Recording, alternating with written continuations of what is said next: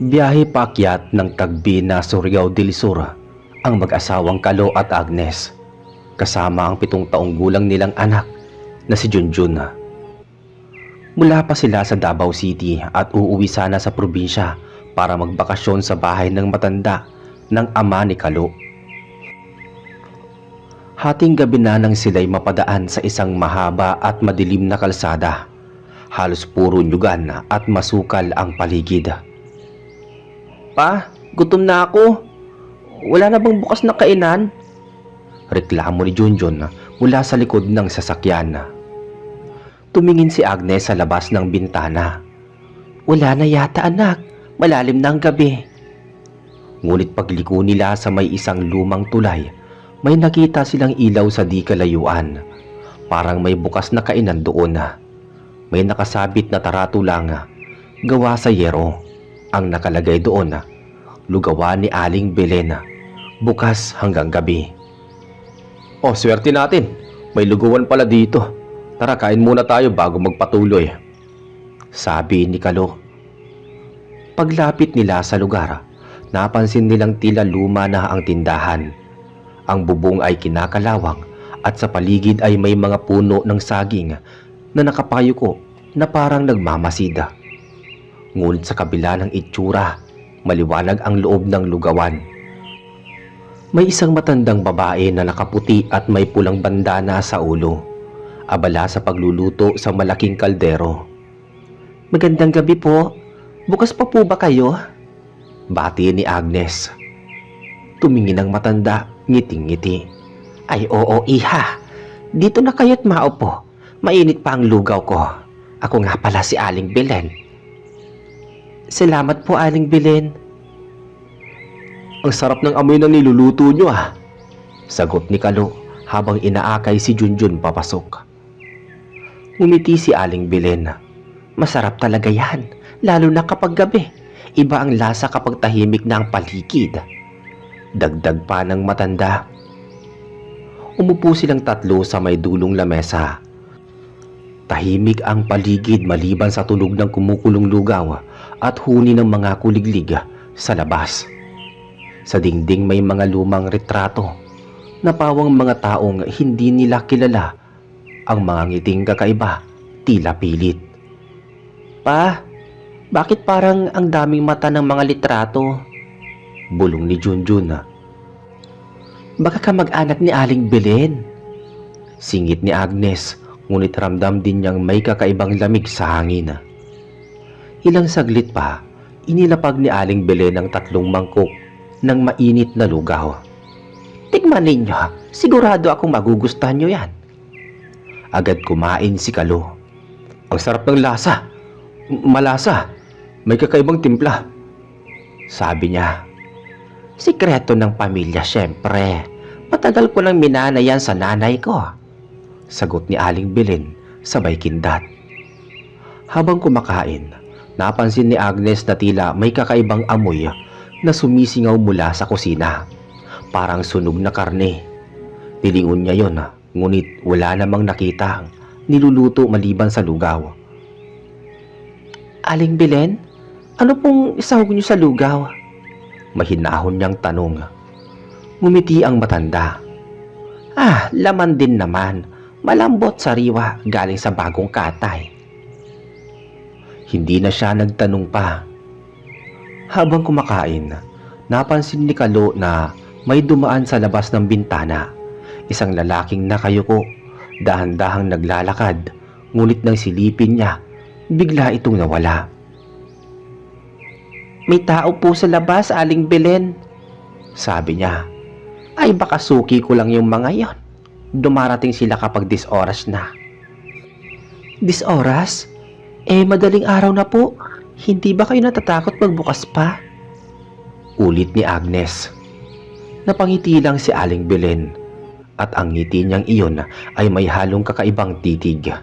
Parang alam niyang may lihim na hindi dapat malaman ng iba. Pagkatapos nilang kumain, nagbayad si Kalo. "Salamat po, Aling Belen. Ang sarap ng lugaw po ninyo. Babalik kami dito pag uwi namin," sabi niya. Magandang ideya yan. Baka sakaling matandaan ko na ang lasa ninyo pagbalik. Po, lasa namin? Tanong ni Agnes, nakakunot ang noo. Ngumiti lang si Aling Belen. Ay ewan, nagbibiro lang ako, iha. Pag-alis nila, napansin ni Junjun na may nakasabit sa pinto ng lugawan. Isang maliit na garapon na may laman na parang dugo at buhok. Ma, ano yun? Huwag mo nang pansinin, anak. Baka anting-anting lang, sabi ni Agnes. Pagdating nila sa bahay ng lolo ni Kalo sa Tagbina, hindi mapakali si Agnes. Paulit-ulit sa isip niya ang ngiti ni Aling Belen at ang amoy ng lugaw. Kinagabihan, nagising si Kalo sa kaluskos sa labas ng bahay. Nang sumilip siya sa bintana, nakita niya ang isang itim na baboy na umiikot sa bakuran, umiingit at parang may sugat sa tiyan. Agnes, may baboy sa labas pero kakaiba, malaki, kasing laki ng tao. Bulong niya. Lumapit si Agnes at nakita rin ito. Kalo, yan ang amoy ng lugaw kagabi ha. Ganyan na ganyan. Biglang tumigil ang baboy at tumingin sa kanila. Ang mga mata nito'y mapula at kumikislap sa dilima. Tumakbo sila pabalik sa kama at niyakap si Junjun. Pa, may kumakatok po, sabi ng bata habang umiiyak. Mula sa pinto narinig nila ang boses ng babae. Mga anak ko, ako ito si Aling Belen. Naiwan ninyo ang panyo kagabi. Nanlaki ang mata ni Agnes. Hindi natin siya dapat papasukin, sabi niya. Ngunit patuloy ang katok, mas malakas. Buksan ninyo, anak. Malamig sa labas. Nais ko lang magpasalamat sa pagbisita ninyo. Lumapit si Kalo sa pinto at sumilip sa maliit na butas. Ang nakita niya ay hindi matanda, kundi isang nilalang na may maputlang balat, nakangiti at may mahabang ngipin. Ang mga matay itim na parang walang puti. Agnes, hindi tao to, sabi niya. Biglang tumalon si Aling Belen sa bubong at narinig nila ang mga yapak na mabilis na naglalakad sa ibabaw ng bahay. Kumalabog ang bubong, sabay kalmot sa dingding. Papasok siya, sigaw ni Junjun. Hinawakan ni Kalo ang itak sa ilalim niya. Huwag kang lalapit, Agnes, ako nang bahala. Pagbukas niya ng pinto, wala lang tao, ngunit sa lupa may mga bakas ng paa. Mahahaba, parang hayop. Sa di kalayuan may nakita siyang anino. Dahan-dahang naglalaho, papunta sa kagubatan. Kinabukasan, napag-alaman nilang wala palang lugawan ni Aling Belen sa lugar na yon. Wala rin nakakaalam kung sino si Aling Belen. Ayon sa mga matatanda, may matandang babae raw dati sa lugar na iyon na may lugawan din, pero patay na siya. Mahigit 20 taon na. Sabi ng mga nakakatanda tuwing may dumaraang mga estranghero sa daan na yon, sa 10 oras ng gabi, may lumilitaw na lugawan na may ilaw. At kapag kumain ka roon, sinusundan ka ng may-ari hanggang makuha na rin niya at maging suki ka niya. Simula noon hindi na muling dumaan doon sina Kalo at Agnes tuwing umuwi ng probinsya. Ngunit minsan, tuwing hating gabi, naaamoy pa rin nila ang pamilyar na halimuyak ng mainit na lugaw. Malasa, malambot at may kakaibang sangkap na hindi mo alam kung saan galing. Pagkalipas ng 3 araw mula nang mangyari ang kababalaghan sa bahay ni Lolo, hindi pa rin mapakali sina Kalo at Agnes. Kahit anong pilit nilang ipaliwanag sa kanilang sarili na baka bangungot lang ang lahat, paulit-ulit pa rin na bumabalik sa isip nila ang itsura ni Aling Belen. Ang malamig nitong ngiti, ang pulang mata at ang boses na tila nanggagaling sa ilalim ng lupa. Agnes, hindi ako mapalagay. Para bang may iniwan siyang sumpa sa atin, sabi ni Kalo habang nakaupo sa labas ng bahay. Tama ka. Kagabi nararamdaman ko na naman yung amoy ng lugaw. Akala ko ako lang, pero gising din si Junjun. Sabi niya naaamoy din daw niya. Sagot ni Agnes habang karga si Junjun. Tumingin si Kalu sa anak nilang tahimik lang na naglalaro ng kahoy sa lupa. Anak, may naririnig ka rin bang kakaiba kagabi? Tumingin si Junjun sa ama.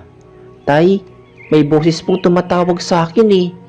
Yung Aling Bilin daw, gusto raw akong dalhan ng lugaw. Biglang nanginig ang kamay ni Agnes. Kalo, baka sinusundan talaga tayo. Hindi pwedeng manatili tayo rito nang walang ginagawa. Kailangan kong alamin kung ano talaga ang lugawan na yan. Sagot ni Kalo. Kinagabihan bago pa mag alas 8, nagpaalam si Kalo kay Agnes na lalabas sandali. Mag-iingat ka. Kung maaari, huwag ka nang dumaan mag-isa. Magdala ka ng itak.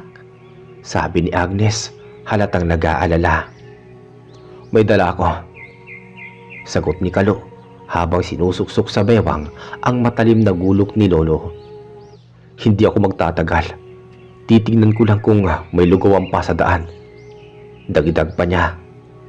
Habang naglalakad siya papunta sa lugar kung saan nila nakita noon ang lugawan, tahimik ang paligid. Ang mga punong nyog ay tila nagbubulungan sa bawat ihip ng hangin. Sa malayo naman, may naririnig siyang tila tunog ng palakang umiiyak. Pagdating niya sa dati nilang hinintuan, puro damo na lang ang nanduroon.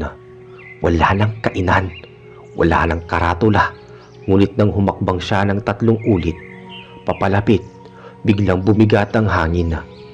Naramdaman niyang parang may humaplos sa kanyang batok. Bumalik ka pala. Hindi mo ba nagustuhan ng lugaw ko? Isang boses ng babae ang narinig niya mula sa labas. Napalingon si Kalo sa di kalayuan. Muling lumitaw ang liwanag ng ilaw at doon nakatayo si Aling Belen. Suot pa rin ang puting duster at pulang bandana. Bakit mo kami sinusundan? Anong gusto mo sa pamilya ko? Galit na tanong ni Kalo. Ngumiti si Aling Belen ngunit ang ngiti niya ay malamig at nakakatindig balahibo.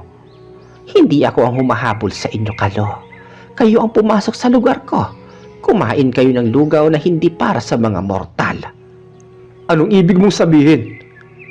Ang lugaw na kinain ninyo ay may halong laman ng mga kaluluwang inialay sa gabing iyon. Kaya ngayon, may utang na kayo sa akin. Sagot ni Aling Belen. Biglang nagdilim ang paligid. Ang mga punong nakapaligid ay tila nabubuhay. Unti-unting yumuyuko at sa lupa ay may lumabas na mga aninong may hugis ng tao. Ang ilan sa kanila ay walang muka, ngunit may mga mata na kumikislap na pula. Tingnan mo sila. Sila ang mga suki ko. Mga gutom na espiritu na hindi matahimik hanggat walang bagong kaluluwang isinasama sa kanila. Sabi ng matanda. Napatras si Kalo ngunit biglang tumalon si Aling Belen. Sa harap niya, sa isang iglap, nagbago ang anyo nito. Ang kanyang balat ay naging kulay abo. Ang bibig ay lumaki at sa halip na kamay ay mahabang kuko na tila bakal. Hindi ka na makakaalis dito nang hindi mo binabayaran ang kinain mo, sabi niya sabay singhal. Itinaas ni Kalo ang itak at buong lakas na inundayan si Aling Belen. Ngunit bigla itong naglaho. Sa halip, narinig niya ang halakhak na umilangaw-ngaw sa hangin. Babalikan ko kayo, Kalo. Lalo na ang anak mo. Sigaw ng tinig. Mabilis siyang tumakbo pa uwi. Pagdating niya, nagulat siya dahil nakabukas ang pinto ng bahay. Agnes! Sigaw niya. Sa loob umiiyak si Junjun habang yakap ng ina. Kalo, nandito siya kanina. May kumakatok at narinig kong tinig ni Aling Belen.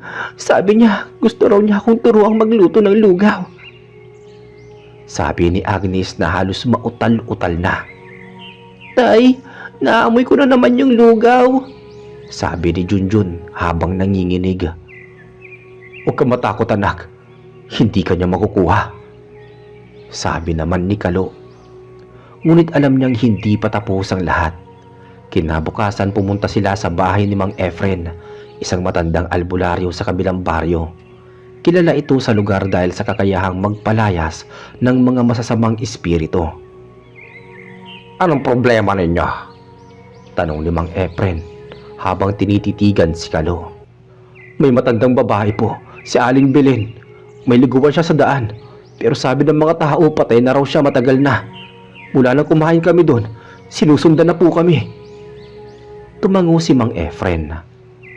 "Narinig ko na ang pangalan na yan. Noon pa man, may kwento na tungkol kay Aling Belen. Siya raw ay dating manglulugaw sa Tagbina, pero natuklasang gumagamit ng laman ng tao bilang sahog. Pinatay siya ng mga taga-baryo at sinunog ang lugawan. Ngunit hanggang ngayon, hindi matahimik ang kaluluwa niya. Tuwing may dumaraan sa daan ng gabi, nagpapakita siya upang ipatikim muli ang kanyang lugaw." "Paano po namin mapuputol ang sumpa?" tanong ni Agnes. "Tanging apoy at dasal lamang ang makakapagpatigil sa kanya. Kailangan ninyong puntahan muli ang lugar kung saan kayo kumain. Dalhin niyo ito." Iniabot ng albularyo ang isang maliit na bote ng langis at 3 piraso ng anting-anting na yari sa bakal. Kinagabihan, bumalik sila sa lugar. Tahimik ang paligid, ngunit sa hangin ay may amoy na parang nilulutong lugaw. "Hawakan mo si Junjun, ako ang mauuna," sabi ni Kalo. Paglapit nila sa dating kainan, muli na namang lumitaw ang liwanag ng ilaw. Naroon ang lugawan ni Aling Belen, kumpleto sa mesa, kaldero at mga litrato sa dingding. "Magandang gabi ulit. Nandito na pala kayo. Gusto kong ipakilala sa inyo ang mga bago kong suki," sabi ng boses ni Aling Belen mula sa loob. Lumabas ang 3 nilalang na anyong tao, ngunit may mga mata at bibig na parang hayop. Dahan-dahan silang lumapit kina Kalo. "Agnes, sindihan mo na!" sigaw ni Kalo. Kinuha ni Agnes ang langis na ibinigay ni Mang Efren at ipinahid sa kaldero. Pagkatapos ay inihagis niya ang sindi ng posporo. Sumiklab ang apoy, umalingaw-ngaw ang sigaw ni Aling Belen. "Hindi niyo ako mapapalayas. Dito ako nabubuhay at dito kayo mamamatay." Ngunit nagdasal ng malakas si Kalo habang hawak si Junjun. "Panginoon, ilayo niyo po kami sa kasamaan. Tanglawan kami ng liwanag ninyo." Muling lumakas ang apoy hanggang sa buong lugawan ay matupok. Ang mga nilalang nasuki ni Aling Belen ay nagsisigawan at naglaho sa usok. Ngunit bago tuluyang maglaho, lumitaw sa gitna ng apoy si Aling Belen. Nakatingin kay Junjun. "Babalikan kita, bata. Babalikan kita." Pagkatapos nun, isang malakas na putok ng hangin ang dumaan. Nawala ang lugawan. Nang tumingin sila sa paligid, puro abo at puting alikabok na lang ang natira. Lumipas ang mga linggo. Bumalik sila sa Davao. Pilit na kinakalimutan ang lahat. Ngunit minsan, tuwing madaling araw, nagigising si Agnes sa halimuyak ng mainit na lugaw mula sa kusina. Kapag bumababa siya, laging sarado ang kalan, walang tao. Ngunit minsan, may nakikita siyang mangkok ng lugaw sa lamesa. Mainit, may usok pa. Sa tabi nito may maliit na papel na may nakasulat. At nakalagay doon, para daw kay Junjun. Agad niya itong itinatapon, ngunit kinabukasan pabalik uli. "Agnes, hindi ko alam kung anong gagawin. Baka may natira pa sa mga sumpa," sabi ni Kalo isang gabi. "Hindi tayo dapat sumuko. Kung babalik siya, lalaban tayo." Ngunit sa dilim ng kanilang bahay, may mga matang nagmamasid. Papupula at mukhang gutom. Sa isang sulok, may natirang lumang sandok na kinakalawang. Nakasulat sa kahoy na hawakan ang pangalan, Aling Belen. Ang kwentong ito ay paalala na hindi lahat ng kabutihang nakikita natin ay totoo. Minsan ang ngiti ng iba ay may tinatagong lihim. Ang labis na paghahangad, lalo na kung galing sa kasamaan, ay nagdudulot ng kapahamakan, hindi lang sa sarili, kundi pati sa mga inosente. Laging mapagmatsyag, lalo na sa mga lugar at taong tila kakaiba, sapagkat hindi natin alam kung sino ang tunay na tao at sino ang nilalang ng gabi.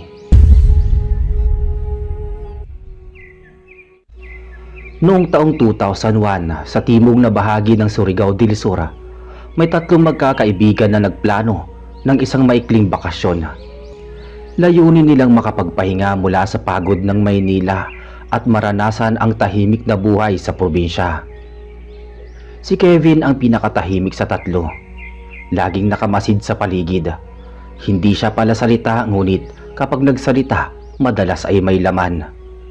Si Warlo naman ang kabaliktaran, matipuno, palatawa at mahilig sa mga kwentuhan. Si George ang mayaman sa grupo.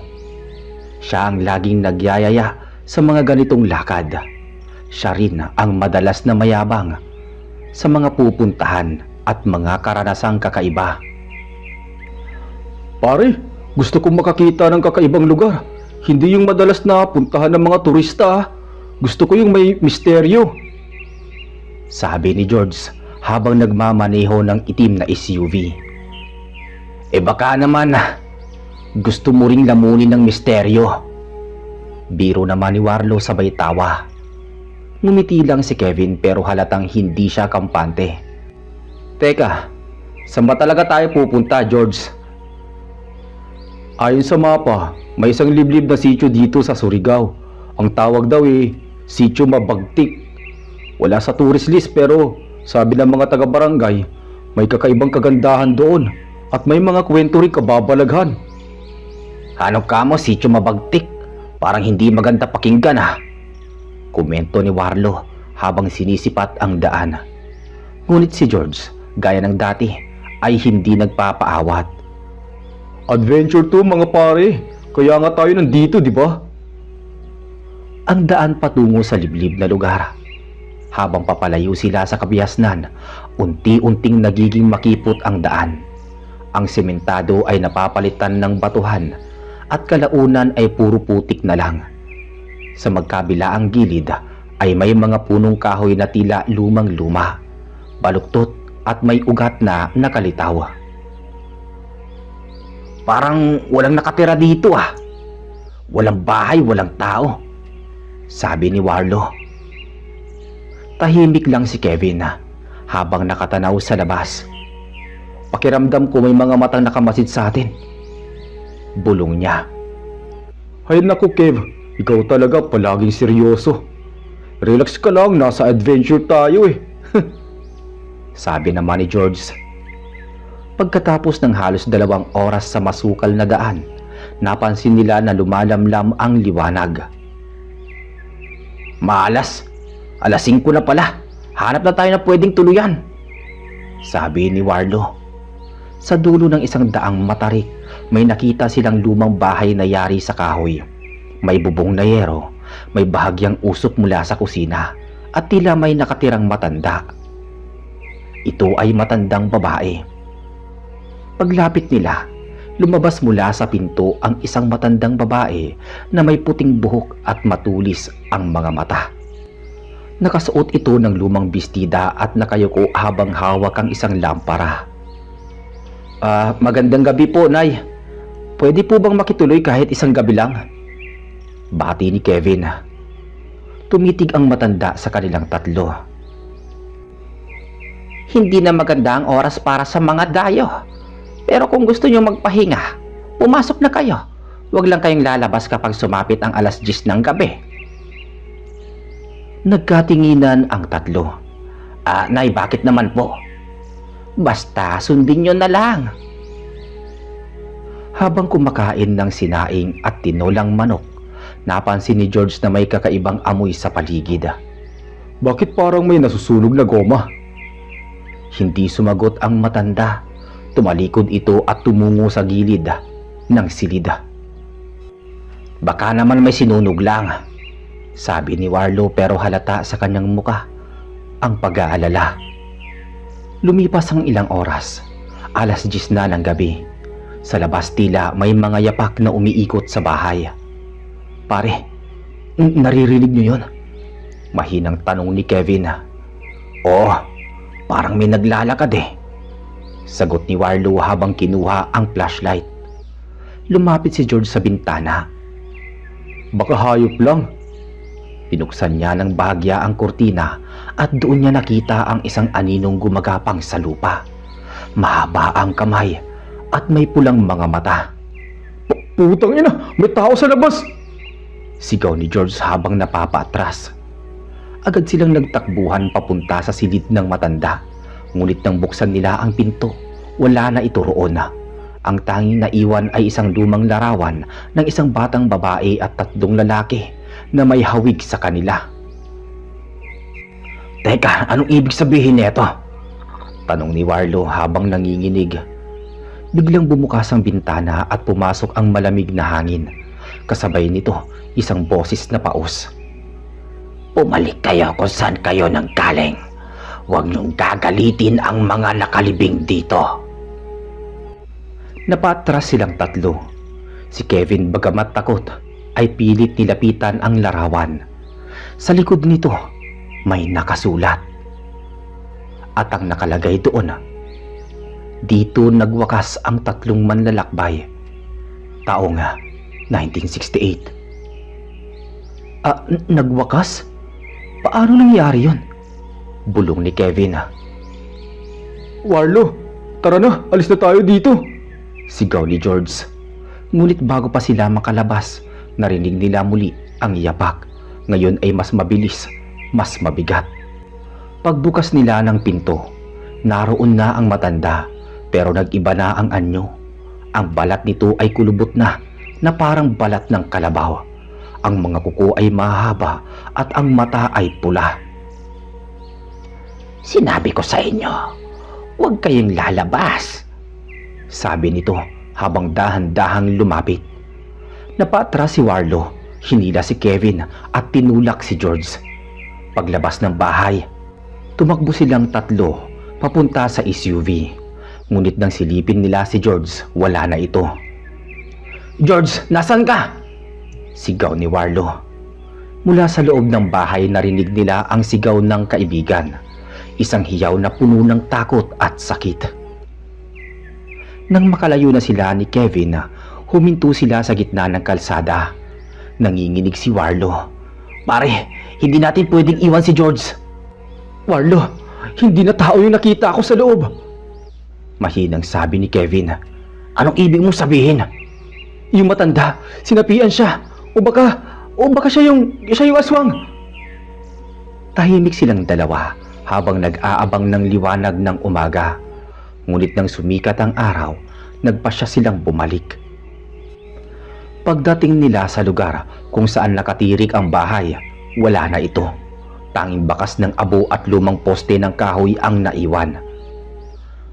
Parang hindi totoo lahat ng nangyari ha. Ngunit sa lupa, may nakita si Kevin isang relo.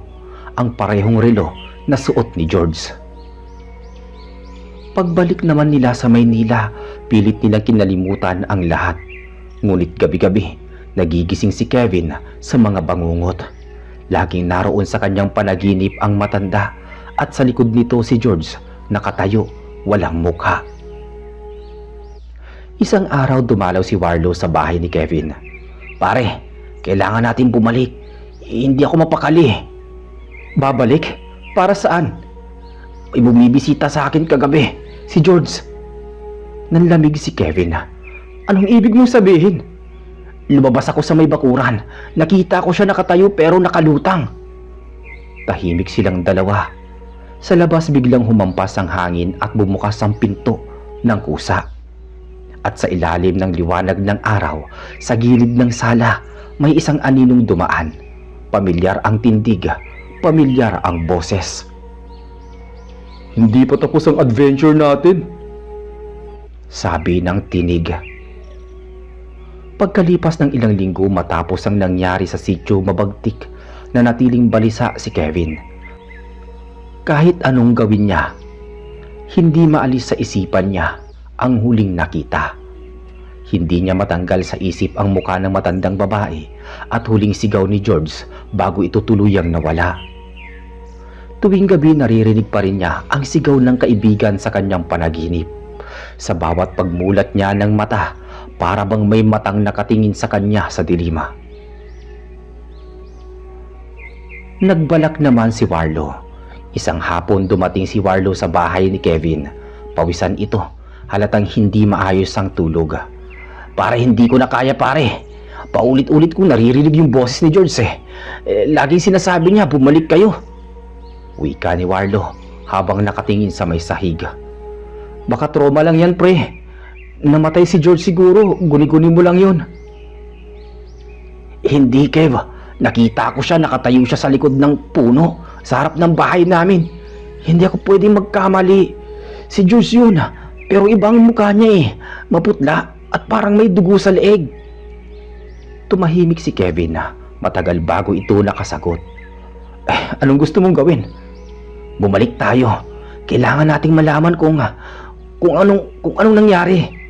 Baka may paraan para matulungan siya. Warlo, delikado yun. Mas delikado kung patuloy tayong ginugulo ng mga patay. Napatingin si Kevin sa relo. 5:00 na ng hapon. Huminga siya ng malalim. Sige, babalik tayo. Pero ngayong gabi, aalis na tayo para abutin natin ang sitio bago sumikat ang araw. Madilim na nang magsimula silang magmaneho. Parehong tahimik ang dalawa. Ang dating pamilyar na kalsada ay tila mas makipot na ngayon at ang mga puno ay tila mas siksik, para bang bumabalot sa kanila. Naalala mo dito? Dito tayo noon huminto, di ba? Tanong ni Warlo. Oo, pero bakit parang wala na yung daan? Ang dating landas ay napalitan ng mga matataas na damo at punong malalago. Wari hindi nadaanan ng tao sa mahabang panahon. Baka nagbago na yung daan. Subukan natin tong liko sa kanan. Pumihit sila sa mas makipot na daan. Habang papasok, nagsimulang bumigat ang hangin. Wala kang maririnig kundi tunog ng makina at ang langit-ngit ng mga sanga na tumatama sa bubong ng sasakyan. Pagkalipas ng ilang minuto, napansin ni Kevin ang isang lumang taratula na nakatumba. Pinulot niya ito at pinunasan ng alikabok. Nakaukit dito ang salitang Mabagtik. Tama ang daan natin, sabi ni Kevin, pero may kaba sa kanyang tinig. Nang makarating sila sa dulo ng kalsada, napahinto ang dalawa. Nasa harap nila ang parehong bahay na pinagtuluyan nila dati. Buo ito, walang bakas ng abo, walang sinyalis na nasunog. Imposible to. Nasunog to, Kevin, di ba? Naalala mo yon? Oo, pero nandito na naman siya. Parang hindi to tuluyang umalis sa lugar Lumapit sila sa pintuan. Walang ilaw, pero tila may aninong gumalaw sa loob. Baka may tao. Tao po? Sabi ni Warlo sabay katok. Tinulak ni Kevin ang pinto at kusa itong bumukas. Ang loob ng bahay ay eksaktong katulad noong una nilang napasok. Ang lumang mesa, ang basag na bintana, at sa dingding naroon pa rin ang larawan ng 3 lalaki at isang batang babae. Pareho pa rin ang lahat pero teka lang. Nilapitan din ni Warlo ang larawan. Anong napansin mo? Yung nasa gitna ng larawan. Si George yun, di ba? Napatras si Warlo. Hindi pwede. Yung larawan na yan nakita natin noon pa. Paano magiging siya yan? Biglang may umihip na malamig na hangin mula sa silid sa may likod. Kasunod nito ay marahang kaluskos ng mga yapak. May tao sa likod. Dahan-dahan nilang nilapitan ang silid. Pagbukas nila ng pinto, nakita nila ang isang matandang babae. ang parehong babae noong una nilang nakilala. Nakaupo ito sa sahig, nakatalikod at tila may hawak na bagay. Nay, kayo po ba yan? Dahan-dahang tumingin ang matanda. Maputla ito at may mga itim na guhit sa ilalim ng mata. Bumalik kayo. Hindi dapat kayo bumalik. Teka, nasaan si George? Nasaan ang kaibigan namin? Singhal ni Warlo. Itinuro ng matanda ang dingding. Sa mismong pader sa kanan, may nakapintang hugis kamay, kulay dugo. Ang kaibigan ninyo ay isa na sa kanila. Bago pa sila makagalaw, nagsimulang gumalaw ang mga anino sa paligid. Ang mga dingding ay tila buhay at mula sa kisame, may bumubulong na mahahabang salita sa wikang hindi nila maintindihan. Tara na! Sigaw ni Kevin sabay hila kay Warlo. Ngunit nang tumakbo sila palabas, bumagsak ang pinto sa harapan nila. Nakasarado ito at hindi na mabuksan. Pare, hindi gumagana ang siradura! Sigaw ni Warlo habang pinipilit itong itulak. Sa sandaling iyon narinig nila ang halakhak ni George. Malakas ngunit mabigat sa pandinig. Saan kayo pupunta mga pare? Napalingon silang dalawa. Sa gitna ng dilim nakita nila si George. Nakasuot pa rin ito ng damit na suot niya noong gabing iyon. Pero putik-putik na at may mga hiwa sa braso. Maputla ang kanyang muka at ang mga mata ay kulay abo. George, buhay ka pa? Sabi ni Kevin. Ngumiti si George. Buhay? Hindi ko alam pero nandito ako. Dito ako ginising. Anong ibig mo sabihin? Tanong ni Warlo. Ang matandang yun, ginamit ako. Ako ang kapalit nyo. Lumapit siya sa kanila. Habang papalapit, napansin ni Kevin na wala ng anino si George sa ilalim ng ilaw ng lampara. Pare, huwag ka nang lumapit, sabi ni Kevin. Bakit kayo bumalik? Hindi ba't sinabi ko na? Dito ako naiwang gising. Biglang bumagsak ang lampara. Nabalot ng dilim ang buong bahay. Sumigaw si Warlo. Kevin, nasaan ka? Nandito ako! Sagot ni Kevin ngunit nang humakbang siya, tila may malamig na kamay na humawak sa kanyang braso.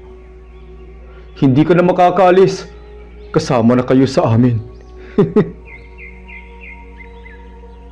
Nagising si Kevin sa gitna ng putikan. Mag-isa siya. Walang bahay, walang Warlo, walang George. Tanging ang hangin at mga uwak lang ang naroroon. Pinilit niyang bumangon at lumakad. Pagdating sa kalsada, may dumara ang tricycle. Kuya, tulungan mo ko! Sigaw niya. Otoy, anong nangyari? Anong ginagawa mo rito sa Sitio Mabagtik, iha? Sitio Mabagtik? Buhay pa pala tong lugar na to. Ngumiti ang driver. Dati, buhay. Anak, matagal nang wala ang Sitio Mabagtik. Nilamo na yan ng lindol. 2 dekada na ang nakakalipas. Nanlamig si Kevin. Pero kagabi lang nandun ako. May bahay pa nga baka panaginip lang yun, iho. Walang bahay dito, puro libingan lang. Tumingon si Kevin sa likod. Sa dulo ng daan sa pagitan ng mga puno, may nakita siyang 3 lapida. Nakasulat doon, George M. Velasco, 1982-2001. Warlo S. Ramos, 1983-2001. Kevin D. Santos, 1982-2001. Nanginig ang kanyang katawan. Hindi to totoo! Bulong niya. Ngunit sa hangin narinig niyang muli ang pamilyar na tinig ni George. Mahina ngunit malinaw. Adventure lang to mga pare. At sa paligid, unti-unting lumamlam ang liwanag ng araw. Nang muling mapalingon si Kevin sa 3 lapida sa dulo ng daan, Hindi niya alam kung tatakbo ba siya o mananatiling nakatayo. Ang kanyang mga tuhod ay nanginginig at ang kanyang dibdib ay tila sasabog sa lakas ng kabog. Hindi ako patay! Buhay ako! Paulit-ulit niyang bulong habang dahan-dahang lumalayo sa mga lapida. Subalit sa bawat hakbang niya, tila lalong lumalabo ang paligid. May malamig na simoy ng hangin na biglang humaplos sa kanyang batok. Kasabay nito, ang mabagal na tinig ng isang lalaki. Kevin, hindi ka makakaalis dito. Napalingon siya. Sa likod ng isang punong kahoy, nakatayo si George. Nakangiti ito ngunit malamig ang ekspresyon. Ang mga mata ay kulay abo at ang balat ay tila lumalabnaw. George, totoo ba to? Patay na ba tayo? Mahinang sambit ni Kevin. Sabi ko na sa inyo, hindi dapat kayo bumalik. Pero pinili niyo pa rin suwayin. Nasaan si Warlo? Tanong ni Kevin habang umaatras. Kasama ko na siya. Mas pinili niyang manatili dito kasi dito lang siya payapa. Sagot ni George. Biglang sumabog ang hangin at nagsimulang umikot ang mga dahon sa paligid. Ang mga anino ng mga puno ay tila nagkaroon ng hugis. May mga kamay, may mga mata, at may mga bibig na bumubulong. Hindi! Hindi ito totoo! Sigaw ni Kevin habang pilit na tumatakbo palayo. Ngunit habang tumatakbo siya, napansin niyang paulit-ulit lang ang kanyang dinaraanan. Ang parehong mga puno, parehong daan, at sa bawat liko, naroon pa rin ang 3 lapida. Napaluhod siya sa lupa. Anong nangyayari sa akin? Bakit ako nandito pa rin? Mula sa dilim naman, may narinig siyang yabag. Mabagal, mabigat, at papalapit. Sa pagitan ng mga anino, lumitaw si Warlo. Maputla din, pero hindi kasing lamig ni George. Warlo, salamat buhay ka pa. Ngunit hindi sumagot si Warlo. Nakayuko lang ito at ang mga kamay ay nanginginig. Pare, umalis na tayo dito. Hindi ko na kaya, Kev. Pagod na ako. Hindi ako makaalis. Parang may humihila sa akin pabalik. Anong ibig mong sabihin? Biglang tumaas ang tingin ni Warlo. Ang kanyang mga mata ay pula at ang bibig ay may bahid ng dugo. Sinabi ko na sa'yo, wala nang makakaalis sa sityo mabagtik. Bago pa makareact si Kevin, sinunggaban siya ni Warlo sa leeg. Nagpumiglas siya, pero napakalakas ng pagkakahawak nito. Warlo, ako to si Kevin, kaibigan mo! Ngunit tila wala nang natitirang tao sa loob ni Warlo. Sa isang iglap, may sumabog na liwanag mula sa malayo. Isang lampara ang bumagsak sa lupa, at sa liwanag nito, muling lumitaw ang matandang babae. Tumigil ka, Warlo! Sigaw ng matanda sabay saboy ng abo mula sa isang supot. Parang nasunog ang balat ni Warlo. Napasigaw ito ng malakas at biglang naglaho na parabang nilamon ng hangin. Naiwan si Kevin na hingal na hingala. Anong nangyayari dito? Tanong niya sa matanda. Lumapit ang matanda, hawak pa rin ang supot ng abo. Hindi ka dapat nandito, bata. Ang sityo mabagtik ay hindi lugar ng mga buhay. Ano ka ba talaga? Bakit mo kami dinala dito noon? Hindi ko kayo dinala. Kayo ang nagbukas ng daan. Ayon sa matanda, noong unang panahon ang sityo mabagtik ay isang tahimik na baryo. Ngunit isang gabi, may 3 binatang nagkampo sa kagubatan. Mga dayo mula sa syudad. Gusto din nilang maghanap ng kakaibang adventure gaya ni na Kevin, Warlo at George. Ngunit sa gabi ng kanilang paglagi, isa sa kanila ang nakialam sa isang lumang alay sa gitna ng gubat. Binuksan nila ang tapayan na pinaglalagyan ng abo ng mga ninuno ng sityo. Mula noon, isa-isang nawala ang mga tao roon. Ang 3 binata ay nawala din at ayon sa alamat ang kanilang mga kaluluwa ay nananatili sa lugar bilang mga bantay ng sumpa. Pero kami, hindi naman namin ginulo ang kahit anong bagay. Hindi nyo kailangang gumalaw ng kahit ano. Sapat nang pumasok kayo rito. Ang lugar na ito ay buhay at ang bawat bisita ay nagiging bahagi na ng kanyang kasaysayan. Hindi ako naniniwala dyan. Kailangan ko makaalis. Kung gusto mong makaalis, sundin mo ako. Lumakad siya. Pumunta sa isang makitid na daan sa likod ng mga puno. Wala nang nagawa si Kevin kundi sumunod. Habang naglalakad sila, napansin ni Kevin ang mga puno sa paligid. May mga nakasabit na tela, mga lumang palawit at mga alay na prutas at kandila. Yan ang mga tanda ng mga kaluluwang pinatahimik. Bawat isa may kwento, bawat isa tulad ninyo. Sa gitna ng kagubatan, may nakita silang lumang altar na yari sa bato. Sa ibabaw nito, may lumang tapayan na may takip. Buksan mo. Bakit ako? Dahil ikaw ang buhay. Ikaw lang ang may kakayahang tapusin ang sumpa. Dahan-dahan niyang inabot ang takip ng tapayan. Pagbukas niya, may malamig na hangin na lumabas at kasabay nito ang boses ni George. Kevin, huwag mong buksan yan. Napatigil siya. Sa likod ng mga puno muling lumitaw si George, ngunit ngayon parang nagbabago ang anyo. Ang kalahati ng mukha ay tao at ang kalahati ay tila nasunog. Kung gusto mong mabuhay, isara mo yan, sabi ni George. Kung gusto mong matapos ang sumpa, ituloy mo, sigaw naman ng matanda. Naguguluhan si Kevin. Sino sa inyo ang totoo? Tumahimik kayong dalawa. Sino ba talaga sa inyo ang totoo? Ngunit bago pa siya makapagdesisyon na, biglang gumalaw ang lupa.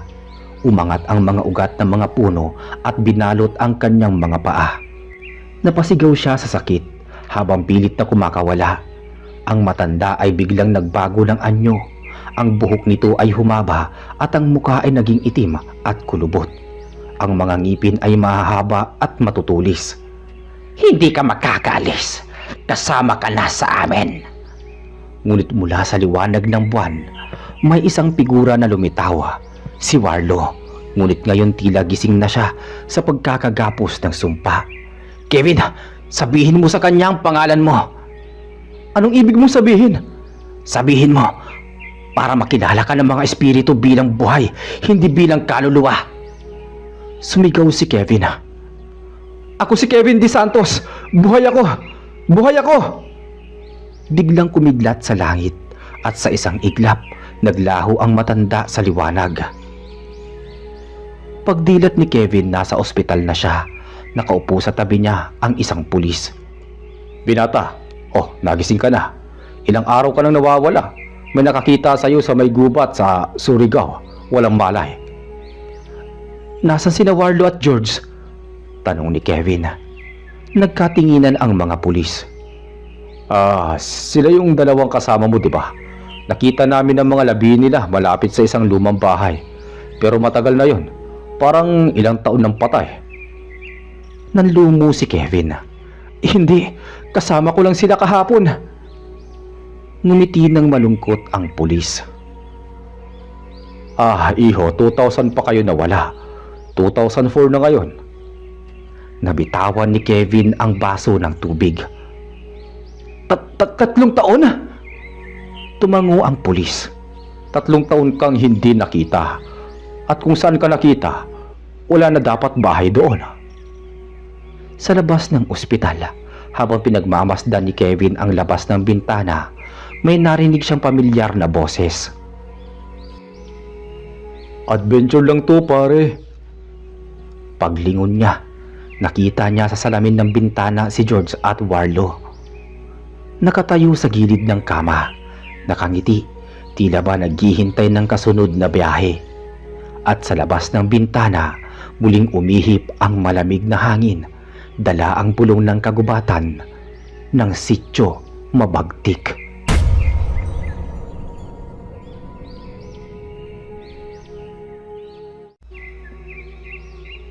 Nung madistino sa Manila ang aking asawa, ay kinailangan naming sumama sa kanya at doon na manirahan.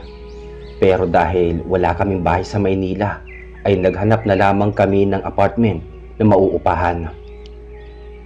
Nakarating kami sa compound ni Marcela, kung saan nalaman naming na mayroon silang 3 apartment na pinapaupahan. Bakante pa ang 2 apartment dahil ang sabi nila ay kakaalis lang ng nangungupahan doon. Maganda rin naman ang lugar, may bakod ang paligid, mayroong gate, kung kaya ligtas naman ang mga bata kahit na nga maglaro sa labas ng bahay. Bukod doon ay meron din ilang malalaking punong kahoy sa loob ng compound kung saan nakakabit ang duyan na pwedeng sakyan kung ikaw ay maglilibang. Medyo mababa rin ang magiging upa namin doon, kaya kinuha ko na ang isang apartment. Kaagad namang ibinigay sa akin ni Marcela ang susi ng bahay, kung kaya noon din ay nilinis na namin iyon. Ayos na sa aming mag-asawa ang bago naming titirhan. Pero hindi yun okay sa anak naming si Marie. "Mama, ayoko dito. Hindi ko gusto ang lugar na ito." May pagtutol na sinabi ni Marie habang nakakapit sa palda ng ina. Edad 5 taon lamang si Marie noon. "Bakit ayaw mo dito? Maganda naman ang lugar na ito . Wala man lang ako makalaro dito." "Huwag kang mag-alala. Makakalaro mo din ang mga anak ng landlady natin. At saka kung magkakaroon pa ng nakatira, magiging kaibigan mo na rin sila." "Siya nga naman, Marie. Ayos na sa atin ang lugar na ito. Bukod sa mababa ang upa, tiyak na ligtas pa ang mga batang gaya mo." Sabat naman ng aking asawa na si Ramon. "Kaya huwag ka nang malungkot dyan. Masasanay ka rin sa lugar na to." Hindi na kumibo si Marie. Sa pagdaan ng mga araw, ay nalaman kong hindi nga pala magkakaroon ng kaibigang bata ang aking anak dahil matandang dalaga si Marcela at ang isang pamilya naman na nasa kabilang apartment ay walang anak. Stay in sa mga trabaho at lingguhan lang kung umuwi doon.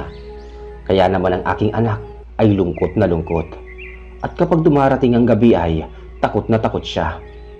"Mama, diyan na lang ako matutulog sa tabi ninyo ni Papa," sabi ni Marie nang pumasok sa loob ng kwarto. "Dapat doon ka matulog sa kwarto mo," sabi ko.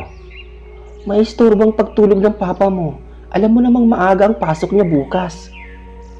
"Dito na lang po ako sa inyo. Promise, hindi ako maingay.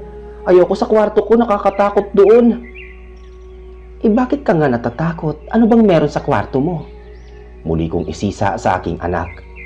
"May malaking aso na palaging sumisilip sa bintana ng aking kwarto . Nakakatakot." "O sige, huwag ka nang umiyak. Dito ka na lang matulog." Napangiti si Marie, tapos ay humiga na siya sa aming tabi.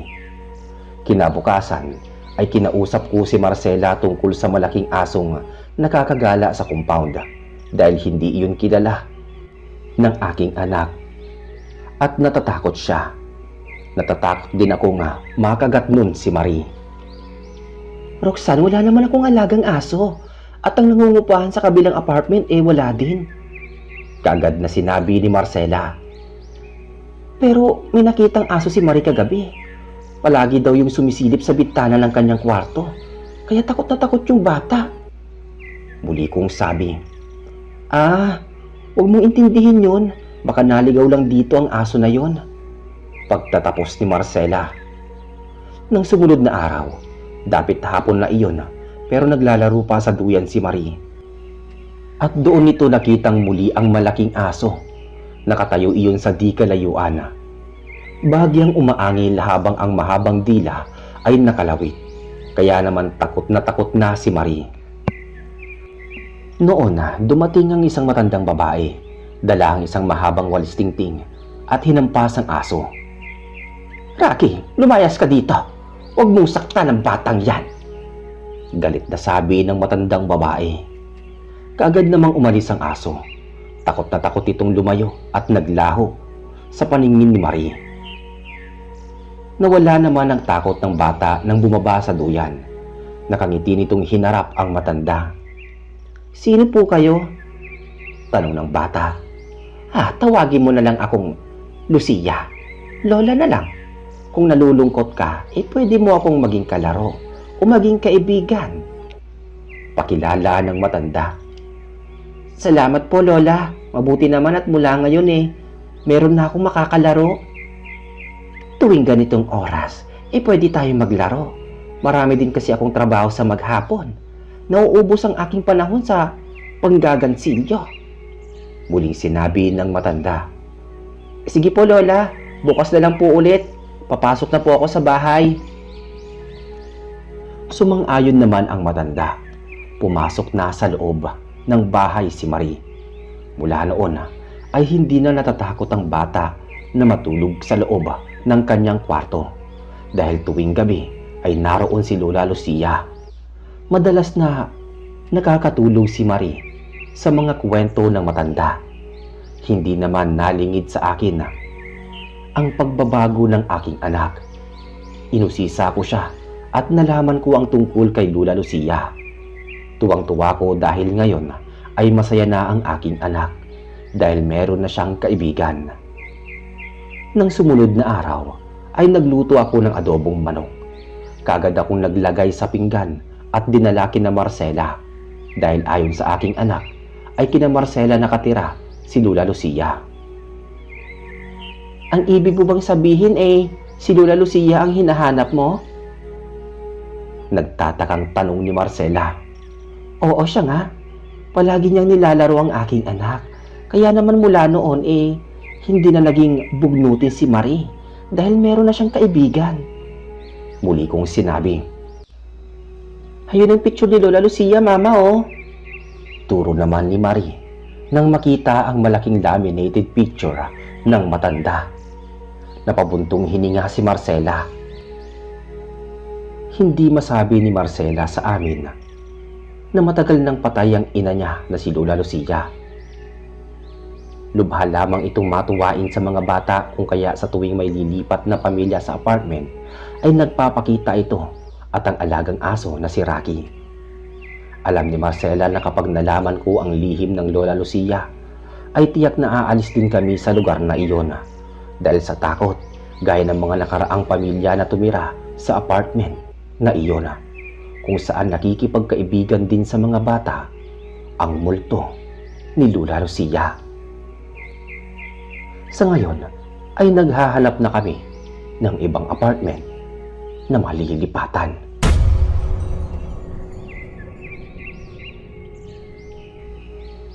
"Ano ka ba namang bata ka? Kung di ka pa yata pukpukin ng martilyo, hindi ka pa kikilos." Nakapamewang si Aling Nina, nanay ni Johnny, na nanggagalaiti na sa galit. Nakailang balik na kasi ito sa kwarto ng anak para ito ay gisingin, pero nakababad pa rin sa kama ang binatilyo. Mabigat talaga ang katawan ni Johnny. Tirik na ang araw ay wala pa rin siyang ganang bumangon sa higaan. Kulang na lang ay dumikit na sa kama ang katawan ng binatilyo, kaya umaatikabong sermon ang inaabot niya sa ina. "Nasaan na ho ba yung 3-in-1 coffee?"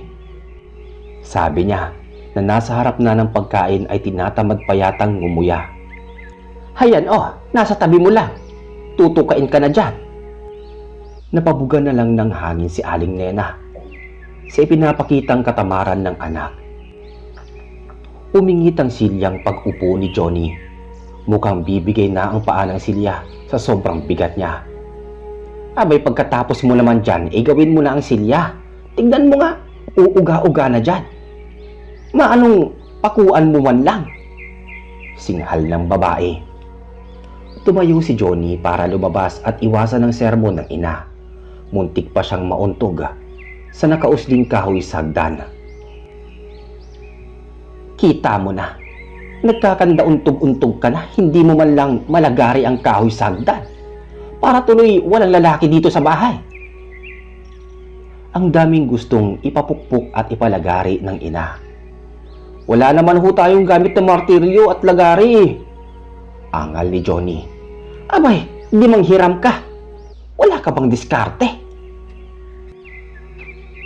Napakalayo ng bahay ng matandang karpentero, si Mang Jose, para manghiram ng gamit. Kailangan pa niyang tumawid sa mahabang pilapil para marating ang kubo ni Mang Jose. Kung hindi naman niya susundin ang utos ng ina, ay hindi ito titigil sa kakadakdak. Pagmamalasin nga naman, oh. Ay, angas niya na nakasimangot at kulang na lang ay pumadyak. Ganitong katanghali ang tapat ay napakainit bagtasin ng daan sa pilapila. Doon pa yata sa dulo ng daigdigang kubo ni Mang Jose. Dati naman kasi ay pagkalat-kalat lang sa daan si Mang Jose. Laging nakatambay sa kanto para maghintay ng tatawag para sa pagkukumpuni o magpapagawa ng bahay. Ilang buwan na nga ba niyang hindi nakikita ang matandang karpintero? 1, 2, 3 buwan. Meron na yatang 5 buwan. Binagyo na ang mga tao sa lugar nila pero walang lumitaw na Mang Jose. Hindi kaya kinain na ng laho? Lumabas na si Johnny para pumunta sa bahay ng karpentero sa bukid. Mahaba-haba din ang daan na babagtasin niya. Paputik ang pilapil sa palayan. Hindi pa man niya nararating ang lugar, ay hingal kabayo na si Johnny. Ang init, ang tingkad ng init. Sa minsan niyang pagpikit at pagdilat, ay ibang eksena ang nakita niya. Nakita niya ang grupo ng mga kabataan na bumaba ng kotse. Pawang duguan. Magpapakarga daw ng gasolina. Kinusot niya ang mata. Wala namang gasolinahan sa pilapila at lalong walang tao at sasakyan. Tulog pa yata ang diwa ni Johnny, kaya kung ano-ano na ang iniisip niya. Kung sa anong dahilan ay parang naliligaw siya. Ang natanaw niya ay farmhouse at hindi iyon ang bahay ni Mang Jose. Mula doon, nasubaybayan niyang papasok sa loob ng pinto ng abandonadong bahay sa gitna ng bukid ang grupo ng mga kabataan. Parang slow motion ang kanilang mga hakbang. Kasunod nun ay kalunos-lunos na sigawan. Sigaw na katanghali ang tapat ang nadinig ni Johnny. Walang tao sa paligid. Nagtataka siya. Dinadaya ba siya ng kanyang pandinig? Naalala niya ang napanood na pelikula, ang Chainsaw Massacre. Naisip niya kung paano atakihin ng killer na si Leatherface ang mga kabataang biktima gamit ang martilyo at lagari. At parang kinatay na baka na isinasabit nito sa meat hook ang mga biktima ng kanyang pagmamasaker. Bigla ay natakot si Johnny sa malikot na guni-guni. Bakit ba siya dinadalaw ng mga nakakatakot na pangitain? Kilabot na kilabot siya. Kasunod nun ay nakita niya ang sarili sa tabi ng pinto. Tao po! Tao po! Kumatok si Johnny sa bahay sa gitna ng bukid. Walang tao pero may umuungol. Parang babaeng tinalian ng panyo sa bibig. Sumilip siya mula sa siwang ng pinto. Pagtingin niya sa sala ay nakita niya ang isang babaeng nakatali sa silya at may tulakbong na sako ang muka. Umiingit ang paa ng silya sa pagpupumiglas ng babaeng yun. Naalala niya ang karakter ni Sally. Ganitong eksena ang nakita niya sa horror film na napapanood niya. At ang kamay nun ay nagdurugo. May bahid ng dugo. Gustong sumigaw ni Johnny pero ang sigaw ay hindi sigaw. Nawala ang boses niya. Napaatras si Johnny at muntik pang mapatid ng nakahandusay na katawan sa sahig. Putol-putol na katawan. Napatakbo siya sa labas na parabang may hinahabol na eksena ang kanyang mga mata. Kung ito ay panaginip, gusto niya nang idilat ang mga mata. Gusto niyang magising. Sa labas, kita niya na tumatakbo ang babae. Parang patakas habang hinahabol ng killer at iwinawasiwas ang hawak na lagari. Para talagang eksena sa pelikula ng Chainsaw Massacre. Nagtatatakbo ang babae habang hinahabol ito ng killer. Para bang anumang oras ay dadapo ang talim sa katawan para tsap-tsapin at hati-hatiin na. Kinilabutan si Johnny. Sobra-sobrang kilabot ang gumagapang sa kanyang katawan, lalo pat nakita niya ang mukha ng killer na nakatingin sa kanya, nakangisi, nakakalokong ngisi. Napatras si Johnny. Napasalampak siya sa putik sa sobrang takot. At hindi niya namalayan ay napaihina pala siya sa salawala. Totoo nga ba ang nakikita niya o dinadaya lang siya ng kanyang mga mata? Wala na ang farmhouse, wala na ang babae, wala na rin ang killer. Epekto kaya ito ng sobrang tulog sa katawan, kung ano-ano na tuloy ang nakikita niya. Ipinilig-pilig niya ang ulo. Gising na siya at hindi na nananaginip pa. Naalala niya ang napanood sa pelikula tungkol sa killer na pumapatay sa pamamagitan ng lagari at troso. May ugong nga siyang narinig na totoo ang istoryang iyon.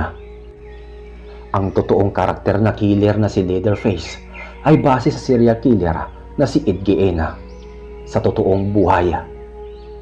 Mahilig mangolekta si Ed Gein ng mga pinutul-putol na bahagi ng katawan ng tao para idekorasyon sa loob ng kanyang bahay, at ang balat ng tao ang ginagamit nun sa paggawa ng maskara at damit. Iba rin naman ang trip ng kriminal.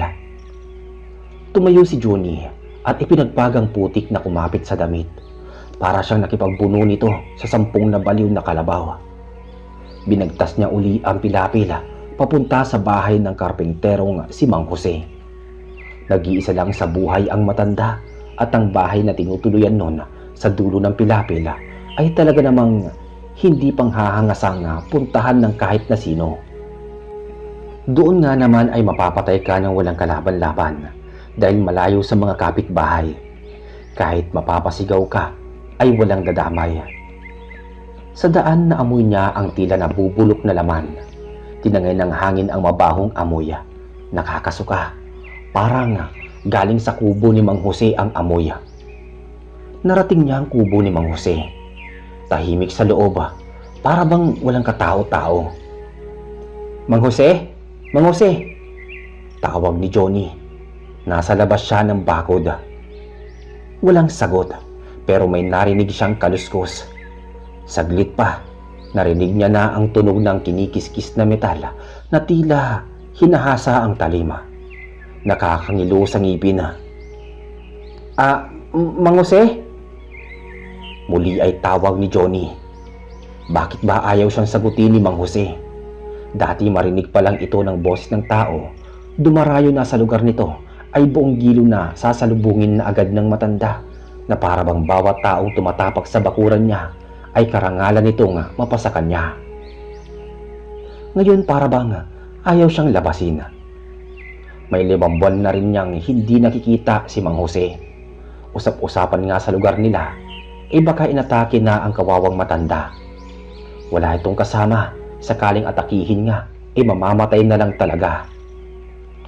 Saglit pa ay narinig niya ang malakas na palo, na sino mang dapuan ng palo ay talagang mangingisay-ngisay. Napakalakas ang tawag niya. Mang Jose! Lumabas kayo! Ano bang nagaganap dito? Mang Jose! Umingit ang pinto.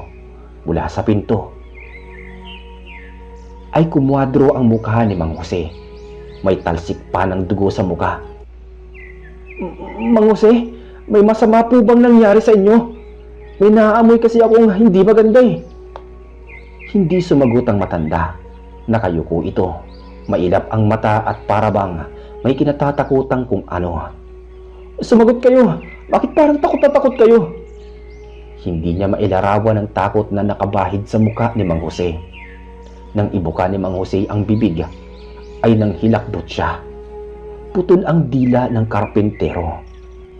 Bago pa man niya matanong ang matanda kung sinong lumabas tangan, ay may narinig na naman siyang kaluskos sa loob.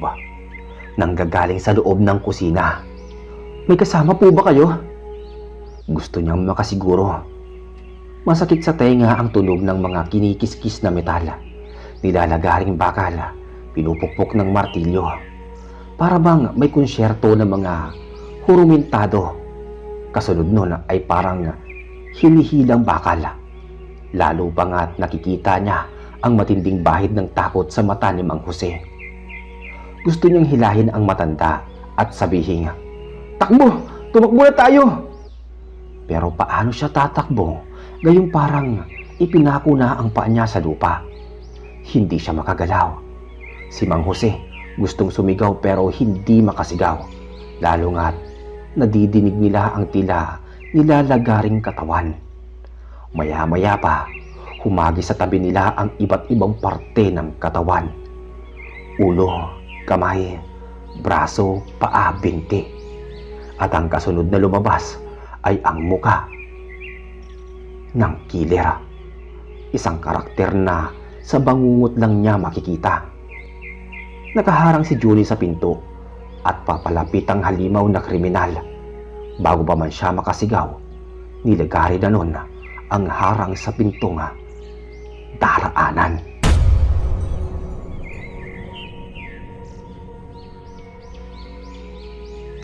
Alas 6 ng umaga, isang delivery man ang kumatok sa bahay ng mga Alonso.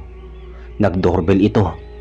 Si Irish ang nagbukas ng pinto dahil nagluluto si Manang Linda, ang kasama niya sa bahay. Isang package ang naka-address sa kanya. Kinuha niya iyon matapos pirmahan ang katunayan na tinanggap ang package mula sa delivery man ng courier service. Pumasok na si Irish sa loob ng bahay. Excited siya kung ano ang laman ng package. Sa salas niya iyon binuksan. Ang nakalagay doon, "To Irish, from Kuya Ben." Iyon lamang ang nakalagay sa ibabaw ng kahon. Ang sweet talaga ni Kuya. May bago na naman siyang pinadala. Last month lang cellphone. Ngayon ano naman kaya to? Sabik na binuksan ni Irish ang kahon. Tumambad sa kanyang mga mata ang isang antigong kamera. Kulay faded na ginto. Malaki ang lens. Kakaiba ang pindutan at octagon ang hugis. May nakaukit pa sa kamera na sulat Arabic. May film din sa loob. "Wow, antique! This must be expensive." Nanlaki ang mga mata ni Irish. Unang pagkakataon iyon na nagkaroon siya ng sariling kamera. Agad siyang nagtungo sa kusina kung saan naroon ang yaya at kasama sa bahay na si Manang Linda. "Manang, tingnan mo po oh, padala ni Kuya." Ibinida niya nang may pagmamalaki sa matandang babae ang kamera. "Oh, bago na naman. Spoiled na spoiled ka talaga sa kuya mo. Baka tumandang binata yun dahil sa'yo. Simula nang mamatay ang mga magulang nyo sa'yo na nakatuon ang kanyang atensyon." "Manang, post ka muna dyan, kukunan kita." Isinit niya ang kamera at itinapat sa matandang babae. Pagkasabi nun ay agad dumingon ang matandang babae. Ngumiti ito pero bakit parang ang tingin ay may pait sa ngiti nito. Kumislap ang kamera. Naghanap si Irish ng iba pang subject ng kanyang photography. Kinuhaan niya ng picture ang magagandang rosas na alaga ni Manang Linda. Kinuhanan niya rin ang asong si Bugoy na nasa likod bahay. Nakita rin niya si Lisa, ang kababata niya at kapitbahay. "Lisa!" Tawag niya rito. Nang ito'y lumingon, kumislap ang kamera. "Nakakainis ka naman, Irish. Hindi man lang ako nakapag-post. Isa pa nga." Umarte ito ng post na para bang Miss Universe.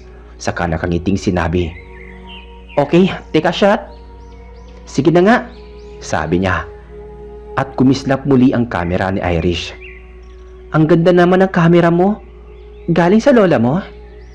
May pagkakasarte kong huling pahayag ni Lisa. Halatang nangiinsulto ito dahil sa lumang itsura ng kamera. "Hindi no, galing to sa kuya ko na nasa Dubai. Antik to."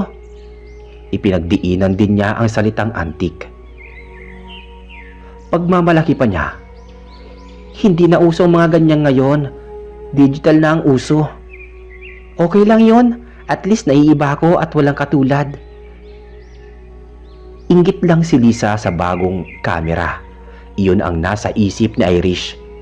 Dati silang magkaibigan ngunit nagkaroon ng rivalry dahil si Lisa ang kaklase ng kaibigan na ayaw padadaig. Kung ano ang meron si Irish, kinabukasan lang meron na din ito. At tiyak ni Irish na bukas din ay may bago na rin itong kamera. At tiyak na yung mamahalin at latest pa. Lunes ng umaga, school fair. Isang private school ang eskwelahan na pinapasukan ni na Irish at Lisa. May mga rides at booth ang fair. Nagmistulang photographer si Irish. May isang mag-boyfriend ang hinuli sa marriage booth para ipakasal. Sina Rafi at Tanya, kaklase niya. Nakita siya ng mga ito. Irish, papicture naman para may souvenir kami ng kasal namin. Mabait sa kanya ang dalawang ito at agad niyang pinagbigyan. Sige, smile. Nang kumislap ang kamera, ay biglang kumidlat. Naku, uulan yata. May mga nagsisigawan sa paligid. Isa-isang nagpulasan ang tugpok ng mga tao at naghahanap ng masisilungan. Unti-unti na rin siyang nababasa pero hindi ang kamera niya. Weird sa isip-isip ni Irish pero saglit lang din at huminto ang ulan at agad na bumalik ang mga estudyante sa fairgrounds. Nagsimula ng manguha muli ng picture si Irish. Nakita niya si Sir Diaz, ang practical art teacher niya. Matanda na ito at makalbo-kalbo na. Napapabalita na malapit na ang pagre-retiro nito. Hi sir, picture naman, souvenir po. Nakangiti niyang sabi sa guro. Agad naman siyang pinagbigyan ng lalaki. Ngumiti ito at nagpakuha ng larawan. Naglakad siya patungo sa Ferris wheel. Nakita niya doon si Lisa. May hawak din itong kamera at nakikipagpicturan sa mga kaibigan nito. Sabi na nga ba niya, tama ang lahat ng nasa isip niya. Napangiti na lang si Irish. Lumapit siya sa grupo at kinuhaan niya ang tatlo ng picture. Pagkatapos ay umalis na siya. Nang pinipindot niya na ang camera, ayaw na nitong mag-flash. Kahit ano ang gawin niya, ay hindi na ito nagre-respond. Hala, nasira ko yata. Natakot si Irish at naghihinayang kung tama siya. Huminga siya ng malalim. Hindi. Mahina na lang siguro ang battery. Kailangan ng palitan. Pangungumbinsi niya sa sarili. Pilit niyang binubuksan ang lagayan ng battery pero mahigpit ito. Nag-stack up na yata ito at hindi na mabuksan. Ipinasya na lamang niyang dalhin ito sa photo center para mapalitan ng battery at ipadevelop na rin ang film. Sa Photoshop, isang matandang lalaki ang nag-a-assist sa kanya. Maganda itong camera mo Pansin ng matanda. Tinignan ng matanda ang mga function ng camera at ipinukos kay Irish. Nag-click ito pero walang flash. Manong, hindi na yata gumagana ang battery niya. Papalitan na rin po. Binuksan ng matanda ang camera. Medyo nahirapan pa ito. Meron pa pala itong screw. Nang mabuksan ito, ay nagulat si Irish sa sinabi ng matanda. Wala pala itong battery. Hindi agad nakapagsalita si Irish. Meron po yan. Nagamit nga kanina sa school Nagpicture ako, may flash pa nga. Kinunan ng matanda si Irish. Hindi nag-flash ang camera. Lumang modelo na kasi ito Hindi ko kabisado ang function nito. Sige po, pakidevelop na lang po yung film kung may laman. Babalikan ko na lang po bukas sa ganitong oras din po. Umuwi si Irish na dala ang kanyang camera. Hindi siya makapaniwala sa nangyari. Naglalakad siya malapit sa bahay nang makita niyang maraming tao sa harap ng bahay nila ang nagkukumpulan. Meron ding ambulansya.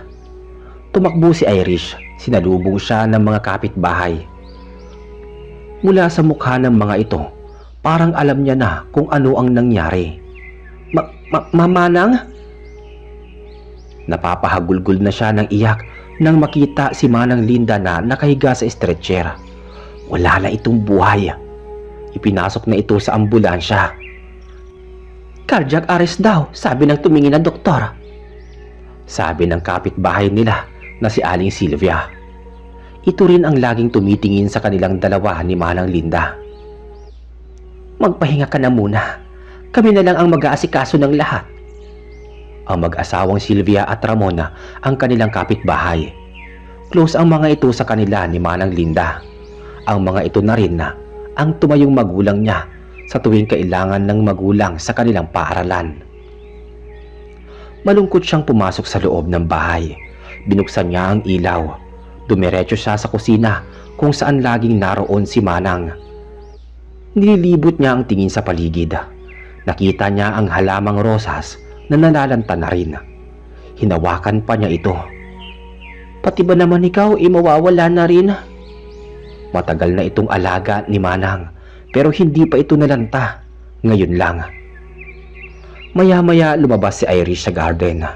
Nakita niya na wala na si Bugoy sa kulungan nito. Nakita niya itong nakahiga sa may damuhan. Hindi na ito kumikilos. Nagtaka siya. Hindi niya alam na may sakit ito. Nang hawakan niya ang alagang aso, malamig na ito at walang buhay. Nakaramdam siya ng kakaibang lamig sa hangin na nanunuot sa kanyang kalamnan. Bakit sunod-sunod? Una si Manang, ang bulaklak at si Bugoy.